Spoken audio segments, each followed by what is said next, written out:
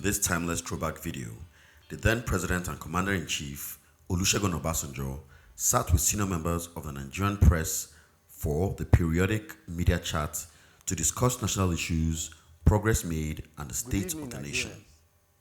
Regular media chats was one of the initiatives of the Obasanjo government, and this session was filmed on July 12, 2001 at the Presidential Villa. For more videos like this, don't forget to like, subscribe, and share, and I'll see you in the next video. Mr. President, you are welcome to this program, and it's an honor to chat with you. Good evening. My name is Tunji Bello. I work with These Day newspapers, and I will moderate this edition of the program tonight. With me are my colleagues, and from the left, I have Mahmoud Jega.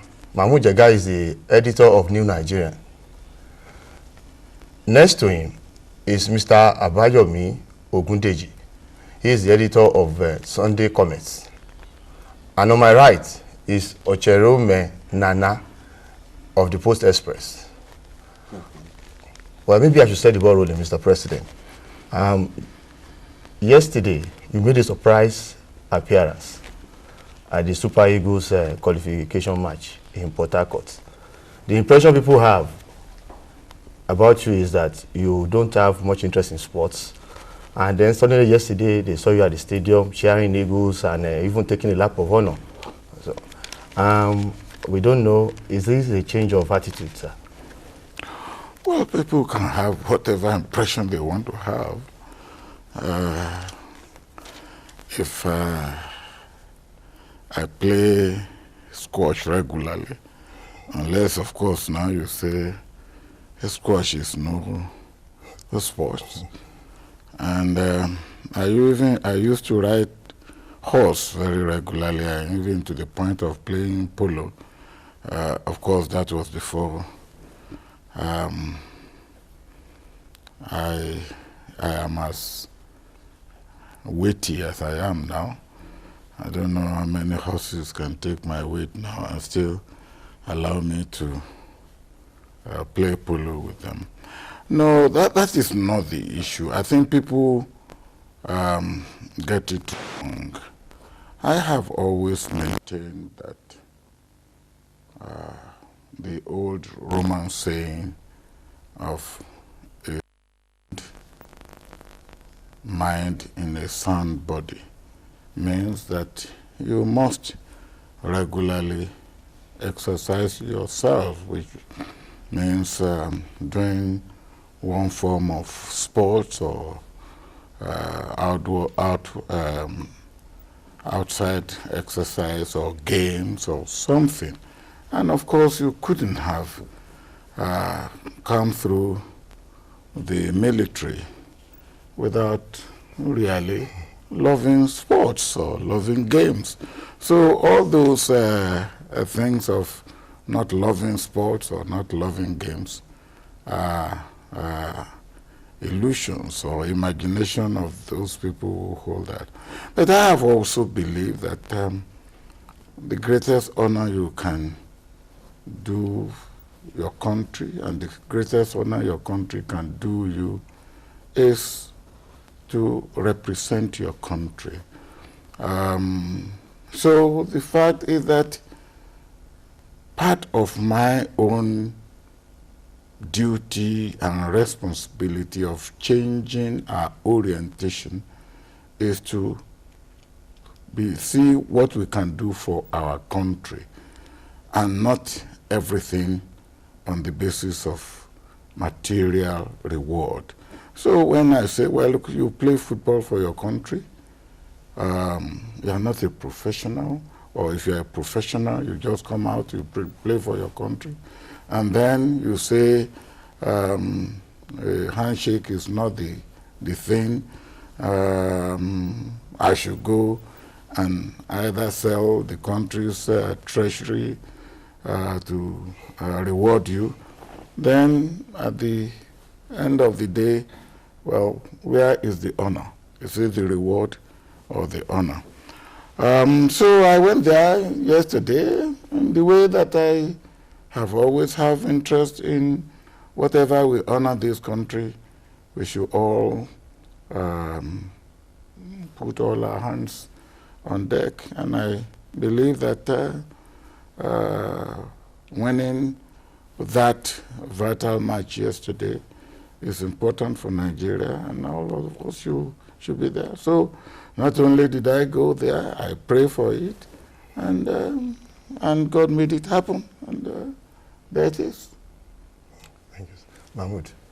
Thank you, Moderator. Mr. President, although you appeared at the stadium in Port Harcourt, but are you likely to appear at another arena when the Oputa panel resumes sitting in 2 weeks' time? Are we likely to see you explaining, for example, what happened at Kalakuta Republic in 1977? Because it appears that the fact that you have not appeared at the commission has encouraged other former heads of state not to appear. No, you are wrong. I was not the first to appear on the commission. And for you to say I have not appeared on the commission is absolute nonsense. And that's the type of nonsense I don't really take kindly to. I set up a commission, and I know that commission should be taken seriously. And because I believe it should be taken seriously, my son wrote to the commission and said, well, their father was unnecessarily and undeservedly arrested and jailed. And then the commission said, well, I should come as a witness. And my son didn't even tell me before he wrote that letter, and I went to give that commission the importance it deserves. If they call me for anything, I will go. I don't know what happened to Kalakuta Republic, but if there's any republic within a republic, and that's good luck to you. But if the commission calls me for anything whatsoever, I have nothing in my life that I have done that I cannot publicly defend. So I will go. And if anybody has been called that he feels that he should go and he doesn't go, that is his own lookout. Abayomi. Sir, so many people in this country believe that it's not only their own lookout, that if the country in its wisdom has set up a truth commission, nobody, even a former head of state, should put himself above the country. And they are saying that former heads of state that have been mentioned one way or the other at the commission should appear. That's up to the former head of state. When Oputa and his commission met me on the 19th of this month, they wrote me a letter on the 11th, and then on the 19th I received them, and they raised this issue, and I made the point to them that well, look, I have given example, and I expect any Nigerian to follow that example. But having said that, I believe it's also the responsibility of the commission to not just to throw people into the wild with some people who have no character, who will impugn other people's character. The commission also has responsibility to protect the witnesses that appear before it. And I hope the commission will do that. And I also suggested that the commission should make it a point of duty to do that. And the commission explained to me that, yes, they are not a judge, all witnesses are witnesses, and they don't unduly interfere so that they will not be seen as taking side. But where they should protect people, they do so, and they will do so. And at that meeting, I said, look, whatever is the power that the commission has to ask people and to ensure that people appear before it, they should bring it to bear. my chief of staff was at that meeting, and my chief of staff then suggested to them that, well, look, if there are people you think that he could talk to, maybe they should write formally requesting that and specifying those he will want them or want him to talk to. That was on the 19th. Up till this time I'm talking to you, the commission hasn't written to make such a request. And if such a request has been made, the chief of staff had worked out how he will invite such people to talk to them, and if necessary to get the chairman of the commission also to talk to them. So in fact, the chairman of the commission even went to the extent that, well, if people do not turn up, the ultimate would be to do like the South African Truth and Reconciliation Commission did, that where witnesses failed to turn up, the allegations against such witnesses were put on one side, and where the witnesses should have put their defense or their explanation, it's left blank to show that they did not turn up. And that speaks volume. I believe that any witness who values his name will not want that to happen to him. So I will expect that any witness that his name has been mentioned inadvertently or advertently in connection with any case will make it a point of duty to come up and say, well, look, this is what I know or what I do not know. Pure and simple. In fact, you can go there with your lawyer, and your lawyer can then say, well, look, you will answer this question or you will not answer this question. But I believe that anybody who is invited should go there. Mr. President, still on the Oputa panel, I'm sure that many Nigerians will agree that they did not expect the kind of high drama and the level of disclosures that have been coming out of that panel. And they never believed that such a thing was possible in Nigeria, you know. So I think many people have raised the issue of possibly making it available for the public, you know, making copies of these things available for the public to, you know, see in the privacy of their homes, especially those who maybe because of absence of power were not always able to follow up with the sessions. They would like to have it, maybe keep it for their children and children's children, so that they will know that once upon a time Nigeria was ruled this way.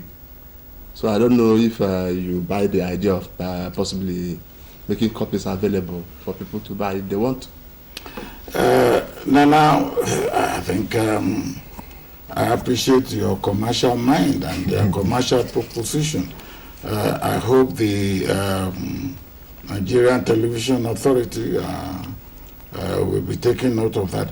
But I did, on one occasion, ask the Nigerian Television Authority officials about this, and I think there is an element of copyright problem, because if you are going to do that, you will need to take permission, and the amount of permission you need to take may not make it really worth it. But that is, we are going to sell on commercial basis. Of course, if you are going to, if you have a foundation, for instance, if you have something like Nigerian Reconciliation Foundation, which is not for profit, and is going to distribute that for information, for reconciliation, for knowledge, and as you rightly said, Nana, for us to know what happened and keep record of it, I think maybe on that basis you can get away with it. But if you are going to commercialize it for profit, you may run into some form of problem. That's what I was made to understand. But you talk about shocking and surprising the revelations that have come out. Well, not much will, or if I may put it that way, virtually nothing will surprise me now about Nigeria. 22 years ago, if anybody have told me the type of regimes that we have had in Nigeria could ever come to rule this country, I would say never, not in Nigeria. Nigeria is not a banana republic, we have educated people in this country, we have men and women of integrity and all that. But we have seen what happened. So what all that means is this, that we now know that almost anything can happen. And because we know that almost anything can happen, it now is incumbent on us to make sure that no nonsense will be allowed to happen. And that requires a lot of effort on our part. Men and women who are determined to make sure that never again will Nigeria have such unpleasant experience. And some people came to see me today. They call themselves defenders of democracy. And I was telling them that they are giving themselves a very important task, but a very difficult task. Because if you are defending a tangible object, you know what you are defending. But when you say you are defending democracy, democracy is so intangible and yet so important. And so much can be done to undermine it, to destroy it, to weaken it, that when you calling yourself a defender of democracy imposes a lot of responsibility on you. Yeah. Mr. President, permit us to move to the area of governance now. Now, of all the problems you have faced since becoming president, which one will you regard as being the most difficult in terms of finding solutions to them? Nigeria? Of all the problems you have faced since becoming president, which one will you regard as being the most difficult in terms of finding solutions? Finding the depth to which this country has sunk. Because up till now, I'm still trying to find out the depth to which this country has sunk. You take a panel, for instance, only 3 or 4 days ago, the panel on abandoned project, and they haven't finished. They brought 13 volumes of report, and it's unbelievable, just unbelievable. You won't believe that anybody in the world will do such a thing to his own country. So, what do I find most difficult? To even find out how far Nigeria has sunk, how far we have wrecked this country. If anybody tells you that he knows the level or the depth that this country had sunk, well, I would say you should, I will hire him. Every day we are finding out new things. Every day we are finding out new things. And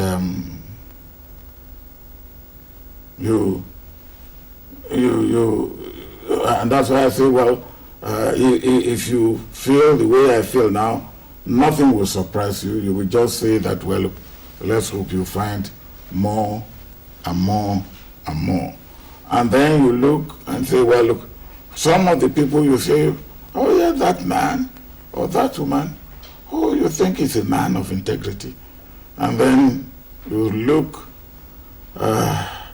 maybe there's a veneer or a facade, but behind that facade is rottenness. Thank you very much, Mr. President. I would like to ask, what is your attitude to calls over the past year, especially by 4 state governments, for the creation of a special commission to address the problems of communities devastated by the generation of hydroelectric power, as well as similar calls by the government of Plateau State for a special commission to address the problems of communities devastated by many decades of tin mining? Well, there will be no end to commission. I have said that. Of course, there is. I do appreciate that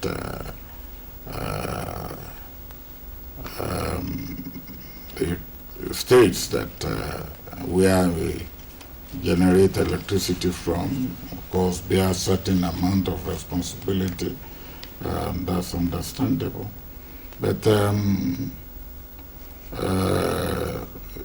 it's not in the same category as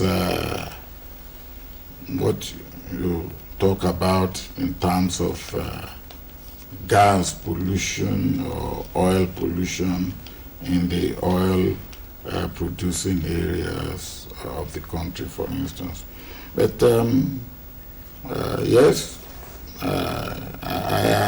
in fact, during the campaign, I was in Mina, and this issue was first raised. Among 2 issues were raised with me then. One was that there's a river, which anybody who drinks that river will become president of Nigeria, and that President, I think we drank that water, and President Babangida drank that water. General Abdusalami Abubakar drank that water, and that they will give me the water to drink. I don't know whether they gave me the water to drink or not. But I remember jokingly when, after my visit to, I think after the election, I was telling one of my colleagues who contested. He said, well, he didn't get around to Mina. I said, well, next time go to Mina and drink the water.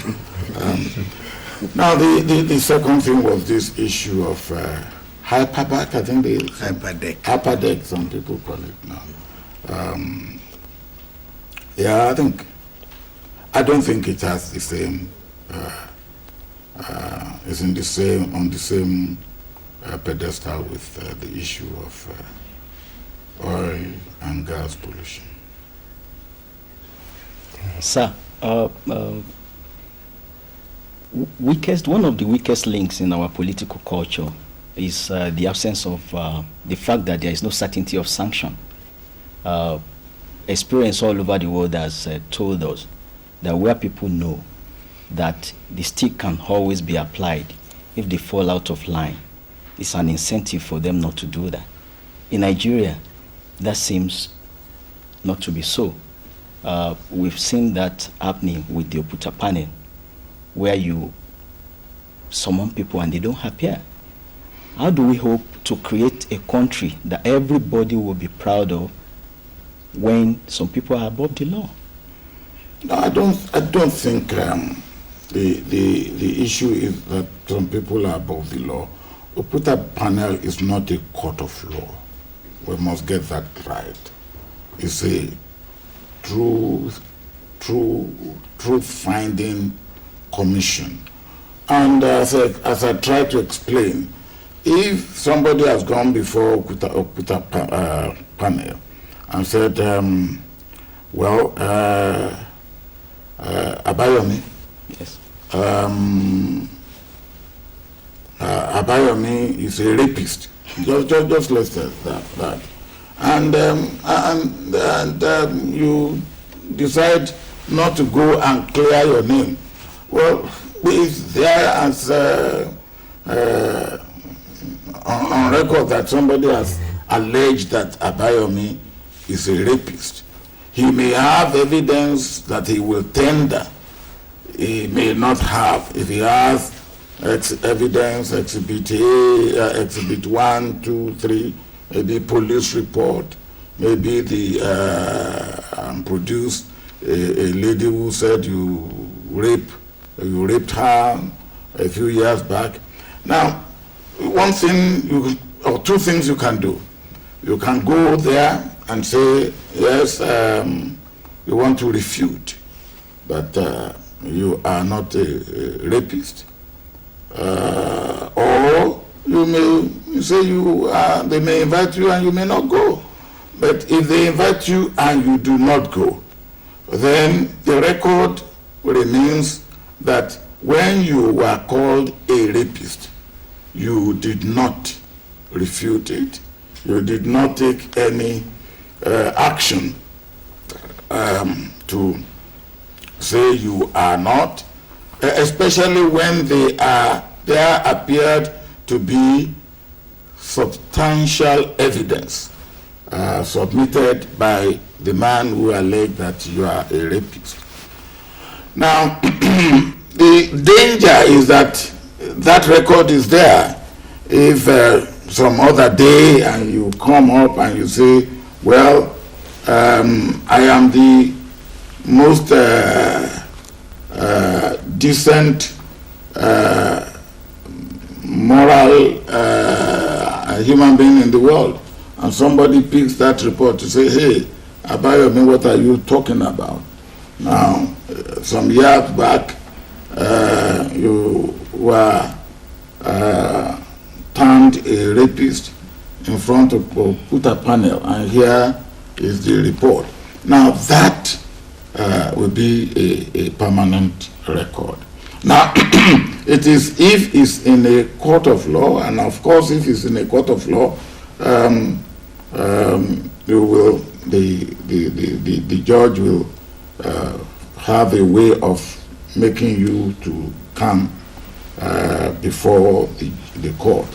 I still believe that the measures that I expect, as I said, when the commission chairman and the members of the commission saw me and the chief of staff on the 19th, if they had written, the chief of staff had made a plan on how he will talk to the people concerned, and then work out how they will probably be able to come.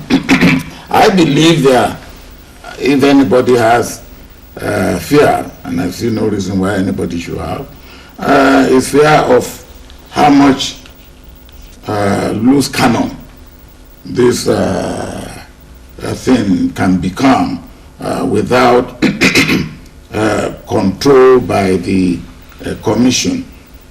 And I believe that if the commission says, look, come, we are going to ask you questions along the line of what has been, and nobody will allow you to be diverted, and bring your lawyer, who also, of course, will give you protection. I'm sure this could easily be ironed out, and I have not lost hope that that may still happen. But if they don't come, I believe that they will be doing the greatest disservice to themselves and to their family. That's the way I see it. And of course, it will not be what the country will want. It will not be what I will want to see. I will want to see everybody who is invited to come and clear the air. Sure. Mr. President, you mentioned the depths to which the country had sunk. And perhaps that is one of the reasons why democracy dividend is slow in coming in some vital areas. But also, people are pointing out that democracy dividend would have come faster if the president had been a little more careful in the choosing of his team at the initial stages. Because if you look at the team, you see a lot of people, a lot of old people who have served this country, many of them already disgraced. Some of them even played prominent roles in the past, immediate past military administration of General Abacha, and yet they were able to find their ways into this cabinet. So for an administration that pledged to Nigerians that governance was not going to be business as usual, to bring such people back on board could have contributed to slowing down the dividends of democracy. I do not know how you react to this. I would say you are wrong. In a situation when standards have all been erased, we have nothing to go by, nothing at all. When we came in, we started from ABC. The first thing I did was the first working day, all the permanent secretaries and those who are of permanent secretary materials were sent on a course. That was the beginning, on a 2-week course. Because I believe that that is where we have to start. Those from whom I thought I might select members of cabinet had some form of they have gone through some form of course, of a course. Now, at that permanent secretary's course, that was when we started bringing back the financial instruction, the civil service rule, things that are basic. And you need people who knew what it used to be, who can bring about some standard.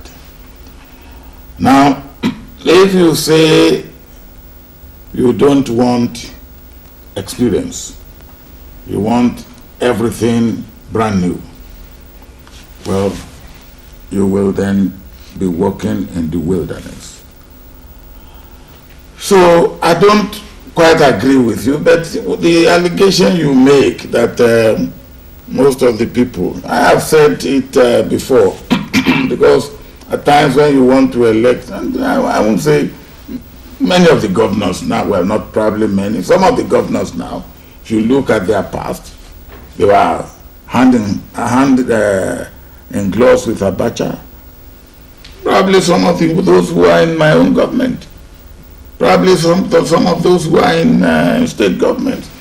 And I have mentioned that except those who are dead and those of us who are in prison, even some of those who are on exile could not be absolved of not being in cohort with Abacha. So if you are going to say anybody who has called whether I want to call Abacha or Abiao, he will not be touched, then there will be many, many people you will not touch. And that is the truth. Now, to my own mind, I will say what matters is this man who has been misguided, does he realize that he has been misguided? Has he shown remorse? And has he got a change of heart? If he has, why not? After all, Paul the Apostle had the greatest conversion on the way to Damascus. So why can't others have conversion? I will not say, yes, because you have done this. It's if you continue, and if you are trying to hide your past, then you probably still want to continue in your past. But if you make a clean breast, and you say, well, look, you are sorry for what you have done in the past, that's a mistake, and you are turning away from it, and you are turning a new leaf. I believe that even God himself will forgive you. After all, God is a sin-forgiving God. Why not we? Yeah, Mr. President.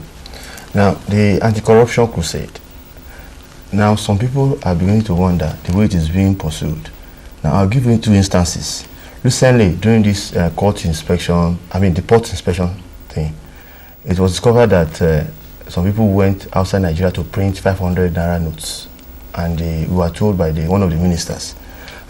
Nigerians are wondering, why has somebody not been indicted for that? Or the person who reported that one? Tunji, I wonder which minister told you that, because if a thing like that happened, I will have had, it will have been reported to me through at least one of 4 sources. The Comptroller General of the Custom will have reported to me. He is reporting to me every week. Since his currency, the Governor of the Central Bank will have reported to me. The Minister of Finance will have reported to me. The Inspector General of Police will have reported to me. None of these people have reported anything like that to me. I will only, since you write for a paper, I will say this. You may not like it. I think 2 or 3 of you write for papers here. All of us. All of you? I will only advise Nigerians that whatever you read in the paper, take with a pinch of salt, with all due respect. Verify before you believe it. And that is my own experience. Now, this can never be true. Because now, if it is true, where is the money? Where is it? And you now say a minister. Which minister? Now mention the name of the minister. Now there's nothing like that. And people keep on carrying this type of false, of falsehood. Not even false, of total false statement. I don't say that probably people are not making effort to counterfeit Nigerian currency. That Nigerian currency that will be counterfeited and be brought in a container, but we haven't had that experience in this administration. Well, Mr. President, the Minister of Information, and it was reported in papers, about 3 or 4 papers carried that when he was explaining, he made that comment, which was reported. Then secondly, the issue of the Rotimi panel. Now, the properties were recovered from some top officers of government. Well, you now say papers. Well, since papers have even put in my mouth what I have not said, that I will ask the Minister of Information tomorrow when and where he said this and how. And he will be saying it again if it is true he said it. When it was reported, the government did not deny it. It was in the papers. No, the Minister of and it was left for a very long time. The Minister of Information is not the man who will give such a report. I've given you 4 sources from which such a report will come to me. And you say the Minister of Information says that. The Minister of Information will not have said what is not true. But you say the papers carried it. Papers can carry what the Minister of Information has not said. But I will find out from Minister of Information. But he speaks for the government, sir. Yes. He speaks for the government. For the Minister of Information, of course, speaks for the government.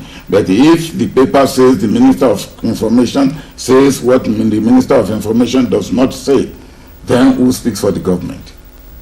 The paper who says what the Minister of Information has not said, or the Minister of Information who says only what the government wants him to say? But that is an issue that the Minister of Information himself will clear. If he's here now, I will have asked him to tell us and tell the world where he got his information from. Well, on the route to the panel, which the properties were just recovered from them, is there no way of, because if you are pursuing anti-corruption policy, why would just the government just recover the property from them without facing prosecution? Without allowing them to face prosecution? Well, you see, you people, let me tell you this. The worst thing that can happen to anti-corruption crusade is for us to take people to court and for them to come out, escape from court, either on technicalities or whatever. Let me also tell you, the main purpose of the anti-corruption crusade is to prevent corruption. And of course, corruption is in all sorts of forms. Now, I wonder, under what section of the law, I'm not a lawyer, you will charge a man who was in government and then a house that is worth 25 million naira, he was told to pay 3 million naira by the head of government. I wonder, I don't know, as I said, I don't know the law. On what section, on what section of the law will you charge him? Or the ones that have properties, houses built that were known to be, of government houses that were known to be worth 40 million and were told to pay 9 million. Under what head section of the Nigerian law will you charge them? And what I believe we have done, what I believe we should do, because some of them, what they did immediately was to take that property. They knew what was happening and take it at 9 million, sell it at 50 million, put 41 million profit in their pocket. And they will even tell you that I don't own anything, no. You can go and check record. But they have put 41 million naira in his pocket. And all we now can do is to say, well, look, that is not the position. That is wrong. That house which is worth 40 million, when you pay 9 million for it, there's still something to pay.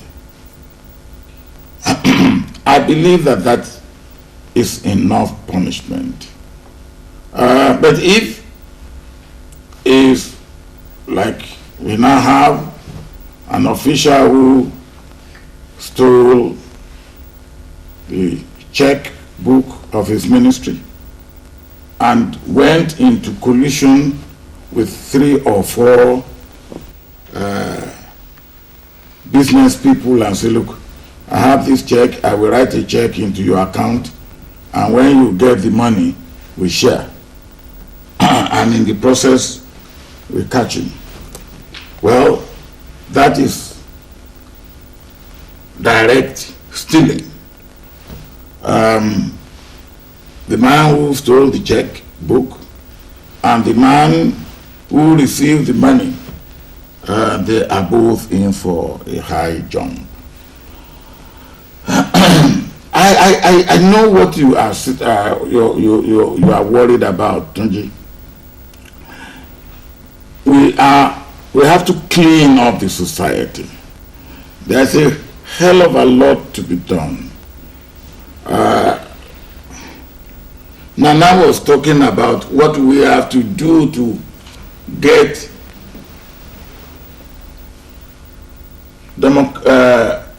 democracy dividend. We are getting democracy dividend already. And it is not the people I put in. The one, if I put you in and you are not performing, I remove you. If I have power to hire, I believe I have power to fire. And I will not hesitate to do that. But what has slowed us down, and that is what we should know. Now, when I was planning, I was not expecting that we will have conflicts, disturbances like the Kaduna disturbance. Some people were coming in, investors, and that was about 9 months after we have been here, and they said, well, things are looking good. We had Kaduna disturbance, and they said, no. And people are looking and watching us every day.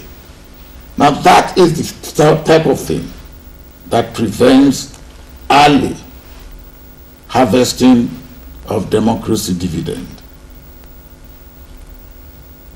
What we are doing internally, collectively among ourselves and with ourselves.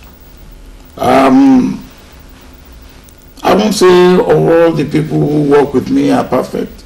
There's no human being you can regard as perfect. Perfection is for the heaven, and then when we all get there, we will have a different body. But here that we have this flesh and blood, we must continue to aspire. So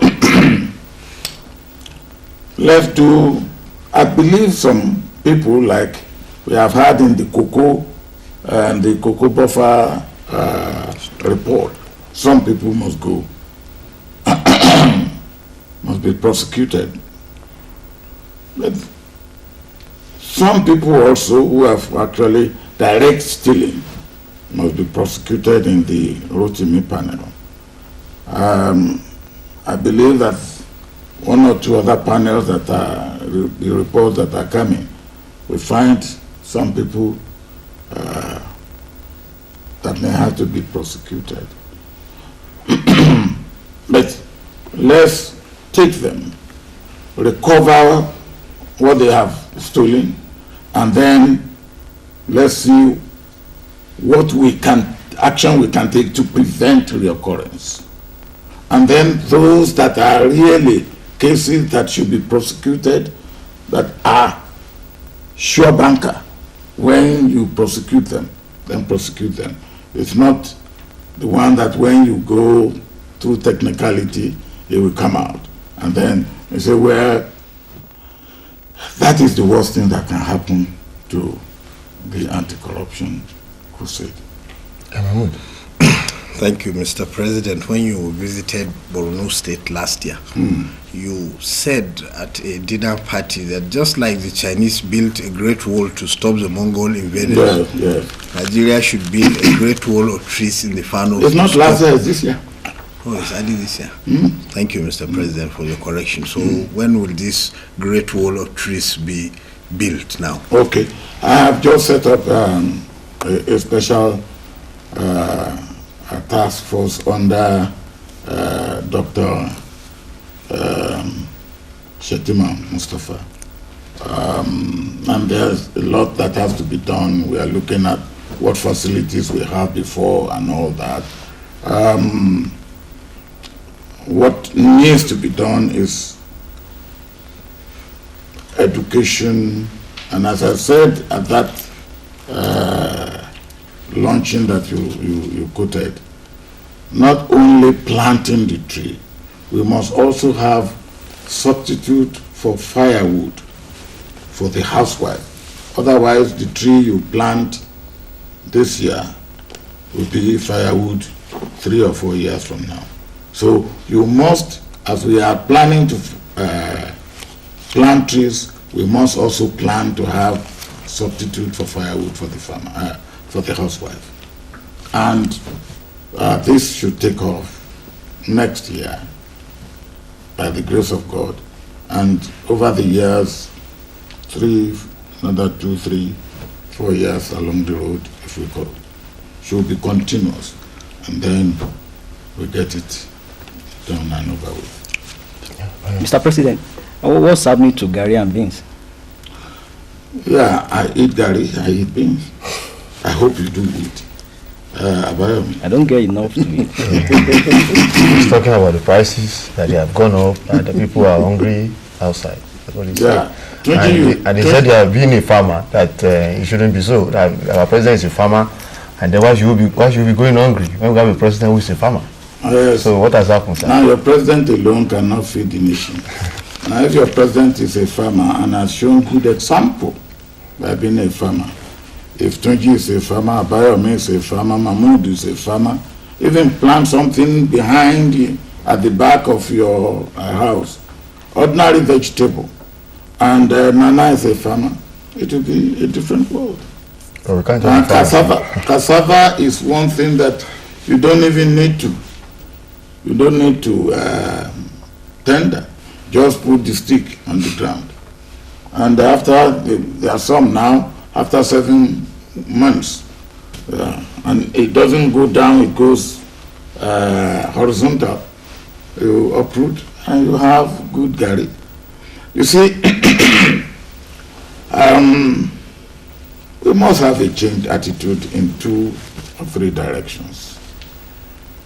Somebody said to me the other day, well, when you were first around here, you talk about Operation Feed the Nation.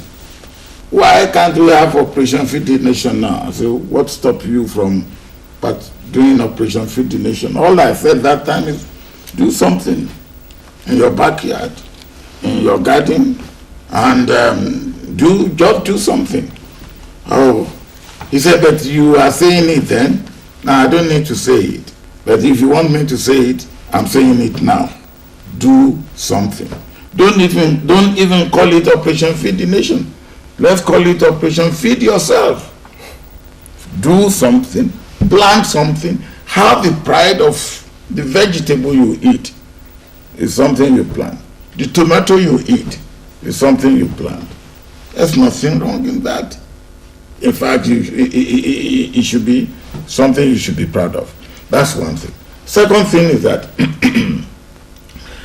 we must realize that just as you want to ride your car and make a and you want to ride your car and live in air-conditioned house, and you tune on your sound and make woo, woo, woo, woo, woo. Now, so the farmers too want to enjoy. In the last 12 months,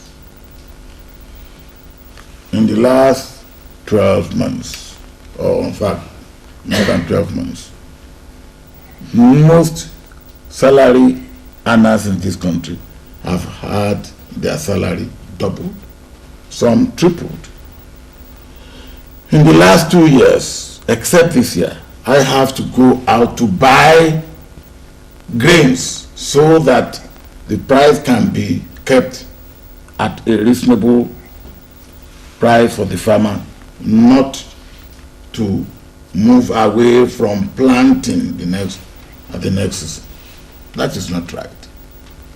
So the farmer must earn enough, and he will earn enough. Somebody was saying to me on Saturday, well, the services will increase. Of course, the services will increase, just as your salaries are increasing. The cost will increase, and we will pay increased services, and that is why we must moderate also the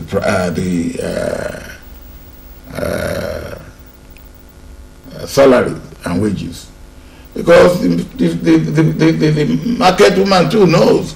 When you go to him and say, he said, dollar don't go up. That's what they tell you. And then you will be asking, is Gary in dollars? But all the other things come in dollar. Now the thing really is that we have to produce more food, pure and simple. And so far this year the rains have been good. Last time I was talking to one of the governors, even the upper fringe of the northern fringe of the country, where we had some failure last year, are so far good this year. And last year we had total failure in Niger Republic, and we had more or less to feed them. This year, if the rains are good there, it will be nice for us. And you, Abayomi, you will get your Gary. And the maize is there now. Haven't you got fresh maize? Yes, Haven't you? Yeah. Isn't it cheap? It's not from my pocket. Yeah. Now, so it's already coming. And the information I have now is that people have planted cassava so much that there are in fact no cassava stems available now for people to plant. So much. Now, those people who are doing that, for their cassava to be available for Gari, they have to till, they have to weed, and when they finish weeding, they have to uproot, they have to peel the cassava, they have to crate it, they have to mulch it, they have to dry it, and then you want to go and take it just for pittance. Nana. No, Abayomi. I'm happy that you want to Abayomi. Mahmoud will not say that, because Mahmoud wants grains from up country. Farmers must get good offer From Burkina Faso. Exactly. No. Yes. Yeah. Mr. President, I'm sorry, I would have loved to talk to you for the next 2 hours. I'm sure you won't mind. No, I'm here. But the time is really against us, and the network news is coming, so we just have to call it a day. Mr. President, perhaps maybe you have some few words for Nigerians, word of reassurance. Maybe you can just... I just want to say to good Nigerians at home and at work or wherever they are, watching and listening, we have a good country. Whichever way you look at this country is a good country. We can continue to make it a good country only with commitment on our part. I have said, and I will always say it again, that the question that people worry much about, roads, hospital, schools, those will come. What is important is the Nigerian mind must change. The Nigerian attitude must change. The Nigerian orientation must change.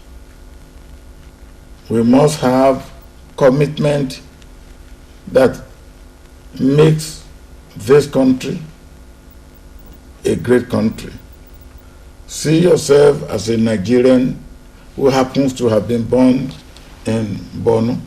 In Jega. Jega? Okay. Oh, that's Kebbi. Sorry, Kebbi. I'm taking you to northeast when you are from northwest. or a Nigerian who happened to have been born in Abayomi, where? Ogbomoso. Yeah. And Tunji? Lagos. Oh, Lagos. Well, Ameko. Nana? Abriba. Oh, yeah. You are the people, yes. Now, those good houses in Abriba, they're still there. Of course, the even more beautiful houses. Oh, yeah. We invite you to come and... I'm coming. So that is it. We must make this country. Determination to make this country great. And we are on the way to it. Nobody will do it for us. We have to do it for ourselves. And if we can unite for a game of football, we can unite for a game to make Nigeria great. And nothing should divert us from that direction. Thank you very much. Yeah.